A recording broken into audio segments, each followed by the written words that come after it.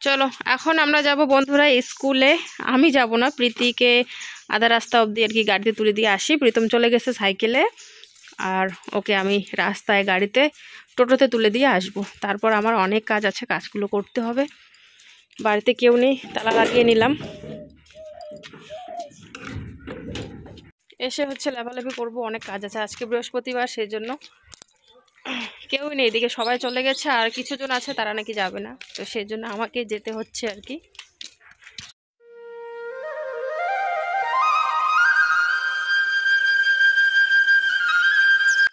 শুভ সকাল আমার প্রিয় বন্ধুরা। প্রীতিকে আমি ওখানে টোটোতে তুলে দিয়ে আসলাম চলে বাড়িতে। আর প্রীতম তো সাইকেলে গেছে, তাই প্রীতমকে আর প্রীতির সাথে নিয়ে যেতে পারলাম না। ও ওর বন্ধুর সাথে আগেই না সাইকেলে করে চলে গেছে। ও নাকি সাইকেলে যাবে একসাথে বন্ধুর সাথে, প্রীতিকে আবার নিয়ে যাবে না। দেখো তো ওরকমই করে, দুজনে একসাথে যেতেই চায় না, জানো তো। ওই আলাদা আলাদা পাঠাতে হয়, নাহলে আমাকে গিয়ে আর কি দিয়ে আসতে হয়, টোটোতে তুলে দিয়ে আসতে বা কারোর সাথে পাঠাতে হয়। হ্যাঁ, অনেক সময় যখন প্রীতমেরও কেউ থাকে না যাওয়ার সাথে, তখন আবার দুজনকেই আর কি টোটোতে তুলে দিয়ে আসে, কিন্তু খুব কম, আলাদা আলাদাই বেশি আর কি যায়। জানি না কেন একসাথে যেতে চায় না। তো যাই হোক, এদিকে আমি প্রীতিকে তুলে দিয়ে আসলাম টোটোতে। তারপর দেখো এখান থেকে মাটি নিয়ে নিচ্ছি। মাটি এখান থেকে নিয়ে তারপর আমি লেপা শুরু করব। আজ তো বৃহস্পতিবার, জানোই বৃহস্পতিবার যতই হোক যেমনই হোক না লেপলে একটু ভালো লাগে না। আর বেশ কয়েকদিন ধরেই কিন্তু বারান্দাগুলো লেপছি না, ঘর লেপছি না। এমনিতে বাড়িটা এলোমেলো হয়ে পড়ে আছে, তো সেই জন্য লেপার সেরকম আর কি সময় পাচ্ছি না। একদিকে মিস্ত্রি রান্নাবান্না, মিস্ত্রির কাজ, তো লেপে কোনো লাভই নেই, কারণ মিস্ত্রি যাওয়া আসা এদিক ওদিক করে, তো আবারও নোংরা হয়ে যায়। সেই কারণে না লেপা মোছা কয়েকদিন আমি বন্ধই রেখেছি।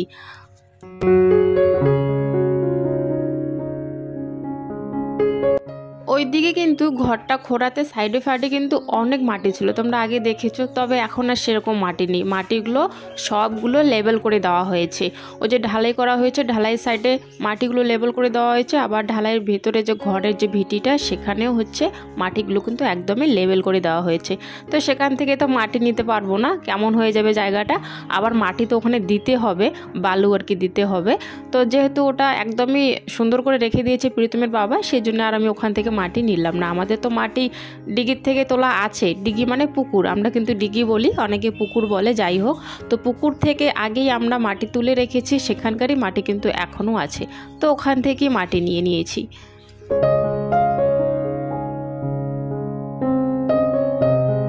তো যাই হোক বন্ধুরা, তোমাদের কাছে কিন্তু অনুরোধ রইল সম্পূর্ণ ভিডিওটি দেখার জন্য আর আমার সাথে থাকার জন্য সম্পূর্ণ ভিডিওটাতে। যদি ভিডিওটা ভালো লাগে অবশ্যই লাইক দিতে ভুলো না বন্ধুরা, আর চ্যানেলটি সাবস্ক্রাইব করে আমাদের এই ছোট্ট পরিবারের সদস্য হওয়ার জন্য অনুরোধ রইল। আর যারা আগে থেকে চ্যানেলটি সাবস্ক্রাইব করে রেখেছো তাদেরকে মন থেকে অসংখ্য অসংখ্য ধন্যবাদ, আমার এই ছোট্ট পরিবারের সদস্য হওয়ার জন্য, আমাকে ভালোবাসা দেওয়ার জন্য। রান্নাঘরের বারান্দার মধ্যে ওখানে হচ্ছে প্রীতির খেলনার জিনিস পড়েছিল, অনেক দিন ধরে পড়ে আছে। তাই আমি কি করলাম, ওই সাইডে মাটিগুলো সাইডে তো জায়গা আছে, তো সেখানেই রেখে দিলাম, কারণ বারান্দাটা যেহেতু এখন লেপবো, তো জিনিসগুলো সরিয়ে রাখলাম। ও যখন ইচ্ছে তখন খেলে, আর ওই যে বারান্দায় রেখে দেয়। আর এমনিতে জায়গা নেই এখন, যেখানে সেখানে ফেলে রেখে দেয়। আমি ওইদিকে সাইড করে রেখে দিলাম, যেখান থেকে মাটি নিয়েছি সেই সাইডে আর কি রেখে দিয়েছি। আর আমাদের দেখো এই বারান্দাটা তো একদমই জাম হয়ে আছে। একটা তো ওই যে খাটটা আমরা খুলে ওখানে ওইভাবে রেখে দিয়েছি, কারণ খাটটা পাতার মতো কোথাও জায়গা নেই ঘরে। তোমরা তো দেখেছো এই ঘরটা একদমই ছোট, তো সেই জন্য খাটটা না খুলে বারান্দায় রেখে দেওয়া হয়েছে এইভাবে। আর ওইদিকে হচ্ছে সিমেন্ট রাখা আছে, ব্রেঞ্চগুলো রাখা আছে, একদমই জায়গা নেই কিন্তু আমাদের বারান্দায়। কিন্তু একটু করে যে জায়গাগুলো ফাঁকা আছে সেই জায়গাগুলো আমি এখন লেপে নিচ্ছি, কারণ ওইদিকে তো যাওয়া যাবে না। যেগুলো বন্ধ আছে বন্ধই থাক, যেগুলো ফাঁকা আছে, যেই রাস্তাটা দিয়ে আমরা যাওয়া আসা করি অতটুকু ফাঁকা আছে, তো অতটুকুই লেপে নিচ্ছি। আর জানো তো বারান্দার ধারটা ভেঙে দিয়েছে। এমনি আমাদের হচ্ছে বালু মাটির বারান্দা এটা, জানো তো, একটুখানি যদি লাগে তাতেই অল্প একটু ভাঙাতে না সম্পূর্ণটা আস্তে আস্তে ভেঙে যেতেই থাকে।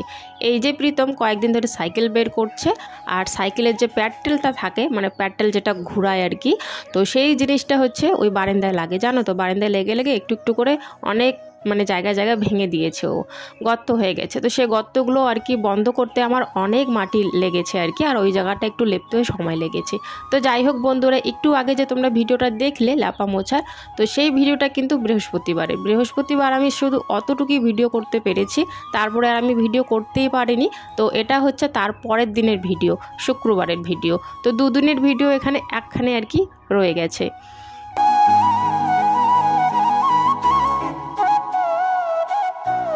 কাল সন্ধ্যার দিকে প্রীতম কান্না করছিল, ও নাকি জল দেবে, ও জল দিতে পারে না। ও সন্ধ্যার দিকে যায় প্রাইভেটে, মানে 4টার দিকে প্রাইভেটে যায়, আস্তে আস্তে 6টা বাজে।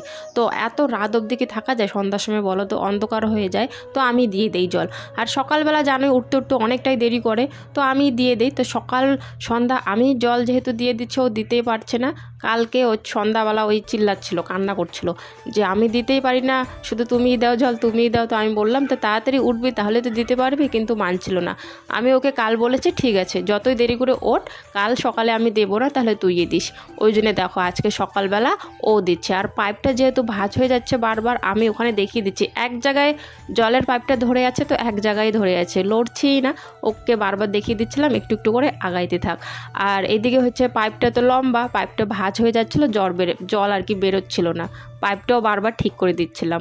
মানে দিতে পারে না ভালো করে, তাও আর কি ওই যে শখ, দিতেই হবে, কান্না করছিল, তাই ওর দ্বারাই আর কি সম্পূর্ণ ঢালাইয়ের মধ্যে জল দিয়ে নিলাম। আর এদিকে দেখো সকালবেলা মাছ নেওয়া হয়েছে, মাছওয়ালা কাকুটা তো আসেই আমাদের বাড়ির পাশে, তো মাছ নেওয়া হয়েছে। এগুলো কি মাছ আমি জানি না, তবে কাটতে আমার এতটাই অসুবিধা হচ্ছিল বন্ধুরা, কি বলবো। আর কেন বলো তো অসুবিধা হচ্ছিলো, এমনিতে হচ্ছে আমার একটা বড় হচ্ছে দাও নেই, ওই দাও কাটারি যাই বলো বড়, তো সেটা হচ্ছে নেই, মানে বটি আর কি, বটি আমার নেই সেরকম বড়। এই ছোট কাটারি দিয়ে ছোট ছোট অল্প স্বল্প তরকারি কাটা আর কি ভালো হয়। তো মাছ এত বড় বড় কাটা কিন্তু খুবই অসুবিধা হয় এই ছোট কাটারি দিয়ে। তো এইভাবেই দেখো আমি খোসাগুলো তুলে নিচ্ছি, কারণ ওইভাবে তো ছাড়াতে পারবো না খোসাগুলো, এইভাবে খোসাগুলো ছাড়িয়ে নিচ্ছি। আর সাইডে ফাইডে যে তোমার ওই লেজগুলো আছে সেগুলো হচ্ছে একটু অসুবিধা হয়েছে কাটতে, আর বিশেষ করে হচ্ছে পিস বানাতে বেশি অসুবিধা হয়েছে। ছোট্ট একটা কাটারি তোমরা দেখতেই পারছো, সেরকম বড় বটি নেই। আর বড় মাছ হলে বড় বটি দিয়েই কিন্তু কাটাকাটি করতে আর কি ভালো হয়।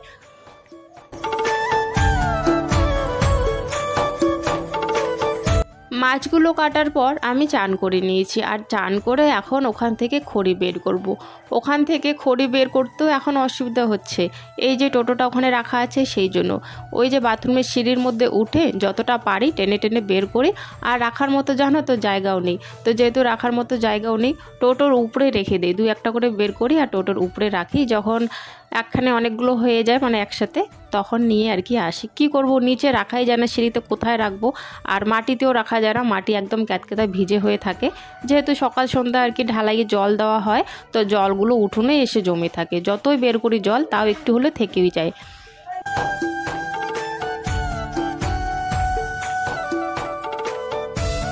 মাছগুলো যখন কাটছিলাম, মাছগুলো কেটে ধুয়ে ভালো করে লবণ হলুদ মেখে কিন্তু আগেই রেখে দিয়েছি, কারণ মাছ যেহেতু আমি হাতিয়েছি, একবারে মাছের কাজটা শেষ করে দিলাম, পরে কিন্তু আর মাছ হাতাবো না, ভাজার সময়ও হাতাবো না, খুন্তি দিয়ে আর কি মাছগুলো দিয়ে দেবো কড়াইয়ে।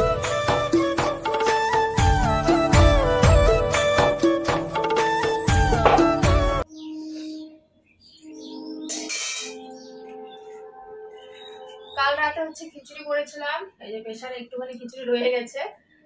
আর এদিকে মাছগুলো যখন কেটেছিলাম তখনই হচ্ছে সঙ্গে সঙ্গে কিন্তু লবণ হলুদ দিয়ে মেখে রেখেছি। এই যে এখন ভাত বসিয়ে দিয়েছি চান করে, ভাত তো হয়ে গেছে, ভাত বসিয়ে দিয়েছি কোথায়, ভাত হয়ে গেছে, এখন মাছ ভাজাটা করে নেব।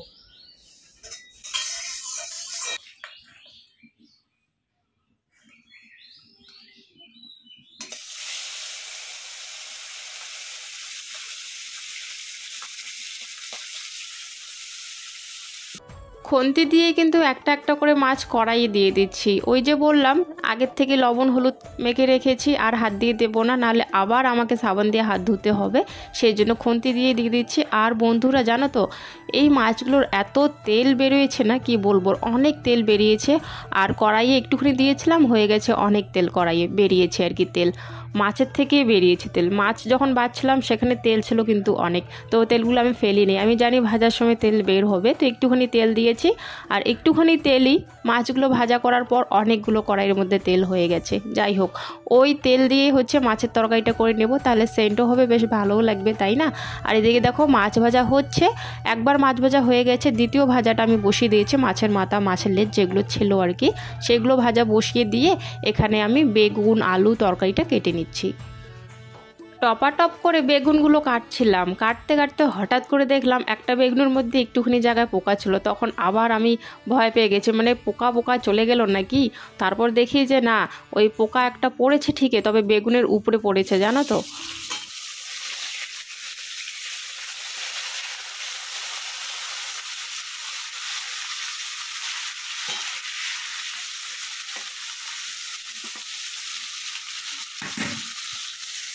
এইদিকে কেটে নিলাম। ফুলকপি ছিল অল্প একটু, নষ্ট হয়ে যায় ফুলকপিটা, তাই ভাবছি একটু ভাজা করব, ভাপিয়ে নেবো আগে, তারপর ভাজা করব। আর ওই যে পেঁয়াজ কলি ছিল 4-5টা, পেঁয়াজ কলিও দিয়ে দিয়েছি, এগুলো ভাজা করব। আর এইদিকে আমার মাছের তরকারি হয়ে গেছে, আলু বেগুন দিয়ে মাছ রান্না করছি আজকে। আলু বেগুন দিয়ে মাছের তরকারি, আর ওই যে ফুলকপি আর সে ভাজা পেঁয়াজ কলি।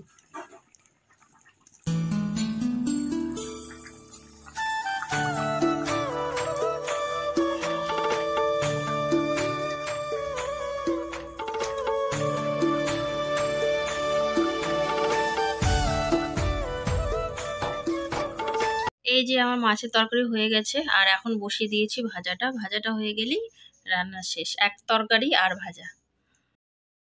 মাছের তরকারি তো হয়ে গেছে, এখন এটাকে যত্ন সহকারে ঢেকে রাখতে হবে।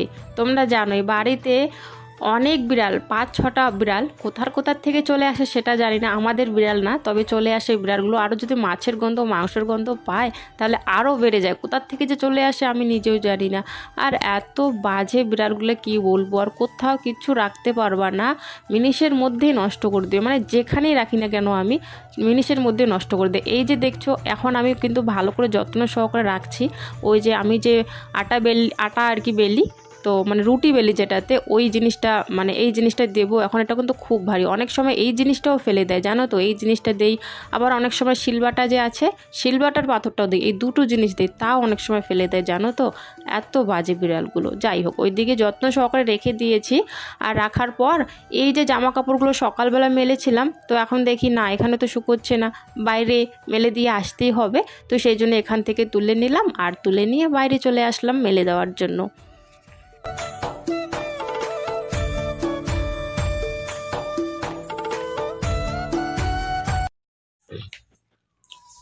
এই যে আমাদের খাওয়া দাওয়া শুরু হয়ে গেছে বন্ধুরা, ভালো করে বস।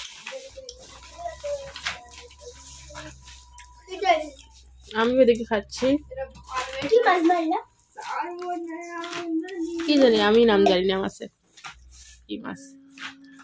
জামাটা ভালো করে পর, দেখ জামাটা দেখ না কি অবস্থা, জামাটা। দুজনে আজকে এখানে চান করেছে, জানো তো। কলে পারে চান করেনি। এই যে জায়গাটা এখন পাকা হয়ে আছে, একটু পাকা পাকা টাইপের, এই জায়গাটাও ভিজবে, একটু শক্ত হবে, তো সেই জন্য বলছে এখানেই নাকি চান করবে, খোলামেলা একদম ভালো চান করতে সুবিধা। তো এখানেই চান করে না, জামা কাপড়গুলো এখানেই আর কি রেখে দিয়েছে। এখন গিয়ে জামা কাপড়গুলো দুপুরবেলা আর কি, এখন জামা কাপড়গুলো আমি ওই ধুয়ে নিচ্ছি, বাইরে গিয়ে মেলে দিয়ে আসবো। তবে জানি শুকোবে না, তাও আর কি মেলে দিয়ে আসবো। আর এখানে এই জায়গাটা একদমই ফাঁকা, এই জায়গাটাতেও একটা রুম হবে, জানো তো, পরে হবে, এটা এখন না, কারণ এত টাকা নেই এখন, তো সেই জন্য আর কি এই জায়গাটাতে পরে রুম হবে। আর এদিকে দেখো, এই এখন জামা কাপড়গুলো ধুয়ে নিলাম, জলগুলো যে রয়ে গেছিলো সেই জলগুলো আমি ঢালাইয়ের মধ্যেই দিয়ে দিলাম, তাতে আরও একটু শক্ত হবে, তাই না, ফেলে দেই কেন জলগুলো, সেই জন্যে ঢালাইয়ের উপরেই দিয়ে দিলাম। এই যে বন্ধুরা, এখন বাজে হচ্ছে 8টা, আর আমি রান্নাঘরে এসে পড়েছি। আর রান্নাঘরে এসে দেখি মোটা বেগুন নেই আর কি, ওই বেগুন পোড়া আর কি খেতে ইচ্ছে করছে, তো দেখি যে মোটা বেগুন নেই, এই দুটো চিকন চিকন বেগুন, তাই চিকন চিকন বেগুন দুটি পুড়ে নিচ্ছি, ভর্তা করবো আর কি, ভর্তা করার জন্য। আর এখানে হচ্ছে ভাত বসিয়ে দিয়েছি, আর দুপুরবেলার একটুখানি তরকারি আছে, তো হচ্ছে সেই তরকারিগুলো আছে, একটুখানি তরকারি আছে, সেই জন্য ওই যে দুটো বেগুন আর কি পুড়ছি, এগুলো দিয়ে রাতের খাওয়া দাওয়া। আর গরম গরম ভাত তো আছেই, তো যাই হোক বন্ধুরা, এই যে রাতের খাওয়া দাওয়াতে এই যে বেগুন পুড়ছি আর একটু তরকারি আছে, ভাত বসিয়ে দিয়েছি, এগুলো দিয়ে খাওয়া দাওয়া হবে। তো আজকের ভিডিওটা বন্ধুরা এখানে শেষ করছি। তোমাদের সাথে কিন্তু দেখা হচ্ছে আগামীকাল নতুন দিনে নতুন একটা ভিডিওর সাথে। সবাই ভালো থেকো, সুস্থ থেকো, টাটা।